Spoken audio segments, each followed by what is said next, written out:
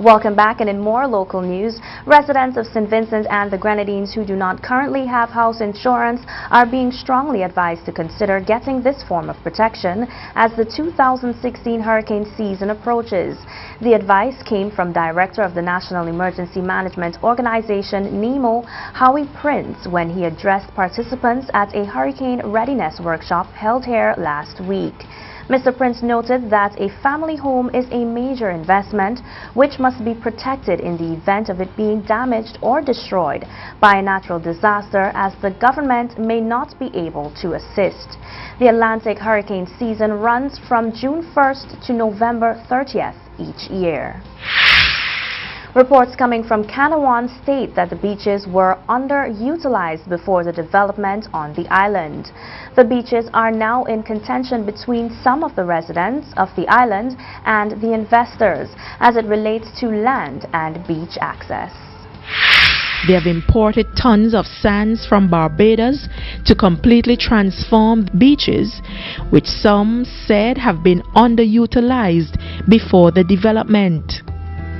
After the development and the magnificent transformation, these two beaches have now become the center of contention between some residents and the investors relating to land access to the said beaches. Investors have said that land access to the beach is available, but with some level of organization. Representatives of the investors told us that once locals come to the gate of the resort and want to access the beach, then they are taken by a golf cart to the beach. Further, if a group of 10 or more persons want to access the beach, the resort requires a notice beforehand so that they can make the requisite arrangements. So it's the main entry for staff. So this is where the staff will do their work. Behind the scenes, more or less, it was created for us to be able to work without it. An international airline out of the United States of America is scheduled to operate regular flights to St. Vincent and the Grenadines when the Argyle International Airport becomes operational. On the Shake Up program aired on WeFM, Prime Minister Dr. Ralph Gonsalves made the disclosure while speaking on Friday. Dr. Gonsalves did not name the airline but noted that arrangements are being finalized and an announcement is likely to be made in the month of June. Gonsalves, however, gave no hint as to the name of the airline. Sources, however, say that the airline is likely to be JetBlue, and that is definitely great news for us here in St. Vincent. The Prime Minister said two companies have been set up to oversee the operations of the Argyle International Airport. He noted that one of the companies, the Argyle International Airport Incorporated, which is the management company, has a board of directors comprised of individuals from both the public and private sectors. It held its inaugural meeting on Thursday. In January of this year, Chief Executive Officer of the SVG Tourism Authority, Glenn Beach, said that they are in discussion with WestJet, JetBlue and other airlines. Mr. Beach noted, however, that they will not know exactly which airlines will be flying to this country until the Argyle International Airport is completed and a Chief Executive Officer is appointed. Prime Minister Gonsalves said on Friday, May 27, 2016 on WeFM that Glenn Beach and the new CEO from the management company for the Argyle International Airport and members from the Boyd Group, which helped us in mobilizing airlines, they did the negotiations with this international carrier, which would be coming out the U.S. with regular flights weekly. In the earlier years of negotiations, Beach, the then Minister of Tourism, said a number of major airlines have expressed interest in making St. Vincent and the Grenadines a destination on their flights list when the international airport will be completed. When the government is finished demolishing the old government buildings on Halifax Street, Kingstown, they do not intend to leave the space blank. A state-of-the-art modern complex is being proposed for the area of capital city Kingstown, where the Treasury Building, the Electoral Office, the old Printery Building and other buildings in the vicinity once were. The old buildings were somewhat abandoned and were further compromised by several mysterious fires, which came in succession.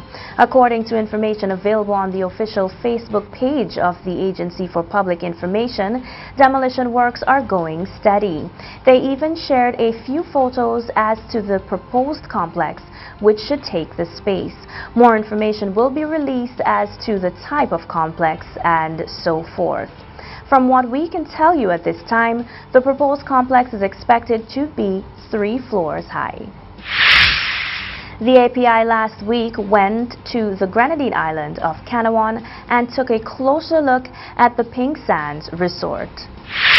We then headed to another development on Canouan called the Pink Sands Resort. This luxurious resort is being marketed as the most exclusive resort in the West Indies, designed and built with a quality rarely seen.